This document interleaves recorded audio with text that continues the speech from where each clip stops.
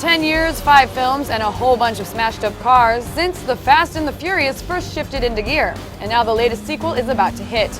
But before you hit the theaters, renew your license with IGN's 5 Things You Need to Know About Fast 5.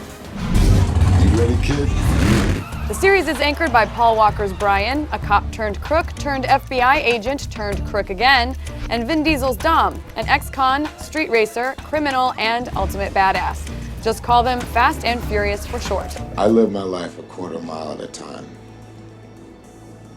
Nothing else matters. But cool dudes need hot girlfriends, which is where Jordana Brewster's Mia and Michelle Rodriguez's Letty come in. These guys kind of came and went for a while in the sequels, while a rotating roster of characters filled in for them, including Tyrese as Brian's old friend Roman, guns, murderers, and crooked cops. I was made for this, bruh. Ludacris as ex-racer Tej, that kid from American Gothic, only all grown up now, Dom's old friend in Tokyo, Han, and even Dexter's dad, Eva Mendes in a bikini, and that scummy cop from Batman Begins. Still, by the 4th film, Dom and Brian were reunited again. Though that was bad news for Letty, whose death was the plot device that brought everyone back together.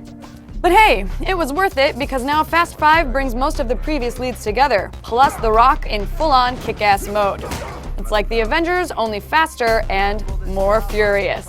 Sure, the story of Dom and Brian and everyone else is part of why we watch these movies, but it's also all about praying at the altar of the car gods. Racing cars, fixing cars, worshiping cars, that all keeps us coming back for more. But we've also learned so many amazing skills watching these movies.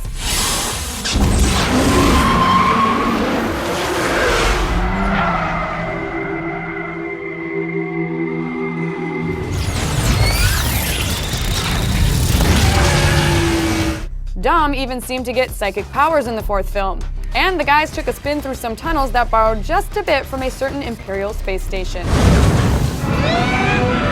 Yeah. Pussy. The Fast and the Furious series isn't all about muscular dudes driving muscle cars. Yeah, chicks dig the car, but they dig driving the car too. Move, bitch! Not tonight, Twinkie. Said he knew Han. Why is Little Bow Wow talking about good old Han in the past tense? Oh right, it's because he got all blown up in Part 3, Tokyo Drift. Even Dom knows he's dead when Vin Diesel shows up for a sweet little cameo at the end of that film.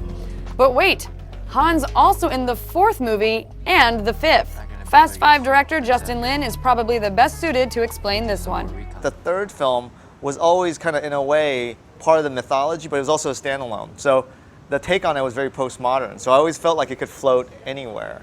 It's true, all can be resolved with a simple race among manly men in their very expensive cars. This is what the Fast movies tell us.